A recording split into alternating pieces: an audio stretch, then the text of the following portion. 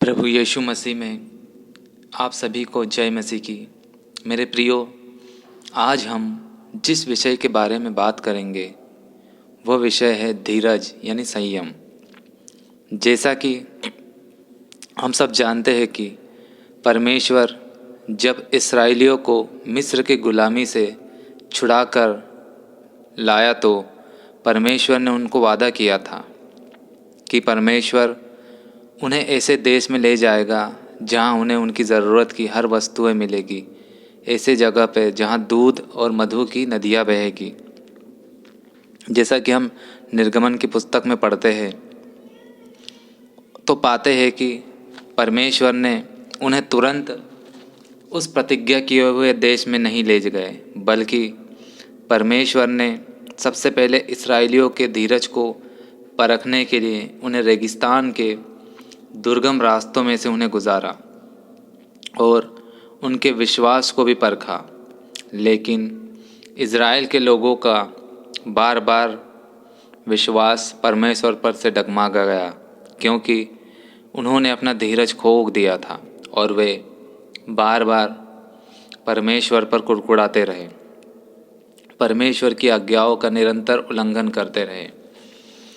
क्योंकि प्रतिज्ञा देश में आने वाली मुसीबतों की वजह से उन लोगों ने अपना सारा धीरज खो दिया और वे अपने विश्वास में भी कमज़ोर होते जा रहे थे। इस्राएली लोग आपस में कहते थे कि मूसा उन्हें इस रेगिस्तान में मारने के लिए लेकर आया है। और आगे आप सब एक्सोडस में जब पढ़ेंगे तो उन्हें आपको पता चलेगा कि इस्राएली लोगों ने निरंतर अपना धीरज खोकर परमेश्वर के खिलाफ निरंतर कार्य किए और जिसके परिणाम में उनको परमेश्वर के क्रोध के रूप में भुगतने पड़े। ऐसे ही जब परमेश्वर हमारे जीवन में उसकी कोई योजना को लेकर आता है तो परमेश्वर उस योजना को तुरंत पूरा नहीं करता। उसके पहले परमेश्वर उस व्यक्ति को परखता है, उसके विश्वास को परखता है, और विश्वास को परखना ही धीरज की कसौटी पर किया जाता है। और जब जिस व्यक्ति का विश्वास अडिग और धीरज रखना वो सीख लेता है, तब परमेश्वर अपनी असली योजना ऐसे व्यक्ति के जीवन में जाहिर करता है। जिस इंसान में परमेश्वर के प्रति विश्वास होता है, ऐसे व्यक्ति के अंदर धीरज सामान्यतः पाया ही जाता है। और जिस व्यक्ति के अंदर धीरज नहीं पाया जाता, ऐसा व्यक्ति कभी न कभी विश्वास में से मुकर जाता है।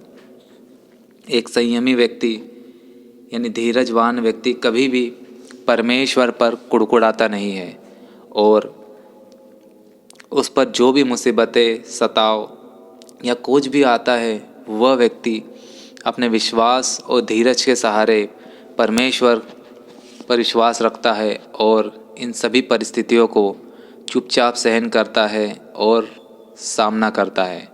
और क्योंकि वो जानता है कि परमेश्वर उसे जल्द ही इन मुसीबतों से बाहर निकाल लेंगे, और अगर उसे इन मुसीबतों में से जल्दी बाहर नहीं भी निकाला तो ये सब कुछ उसकी भलाई के लिए ही हो रहा है, और आखिर में इन सभी चीज़ों से परमेश्वर को ही महिमा मिलेगी।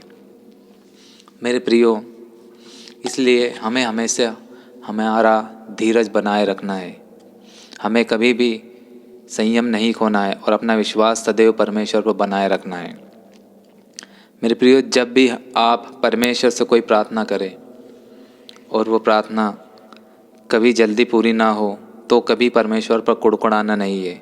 अपना सदैव धीरज बनाए रखना है और निरंतर प्रार्थना करते रहना है, और उस प्रार्थना को पूर्ण विश्वास से परमेश्वर से सदैव करते रहना है, क्योंकि परमेश्वर हमारी हर प्रार्थना को सुनता है। वो आज या कल हमारी प्रार्थना का उत्तर जरूर देगा, प्रार्थना का जवाब आएगा, क्योंकि परमेश्वर हमें से परखता है, हमारे धीरज की परीक्षाएं लेता है कि इंसान कब तक धीरज धर के रखता है। और जिस व्यक्ति में धीरज नहीं होता, वह परमेश्वर से विश्वास करना भी छोड़ देता है। जैसा कि आजकल हम इस दुनिया में देखते हैं, लोग परमेश्वर से मांगते और जब उन्हें नहीं मिलता तो वो लोग अपना रास्ता बदल कर किसी और रास्ते पर चले जाता है, या फिर वो किसी दूसरे धर्म की ओर चले जाते हैं, या फिर वो शैतान के रास्तों पर गुमराह हो जाते हैं। बहुत से लोगों को हम देखते हैं कि कुछ लोग अपनी परीक्षा में पास होने के लिए दुआ करते हैं और फेल हो जाते हैं तो परमेश्वर पर से अपना विश्वास खो देते हैं। कुछ लोग किसी रिश्ते की वजह से परमेश्वर से मांगते हैं, अगर वो नहीं मिलता तो परमेश्वर पर से विश्वास खो देते हैं।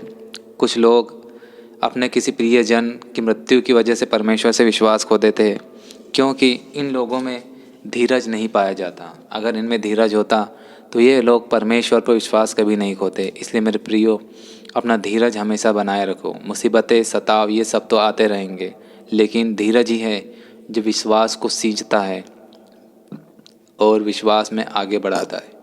साथियों, अपना विश्वास धीरज के साथ परमेश्वर पर बनाए रखिए। सभी को जय मसीह।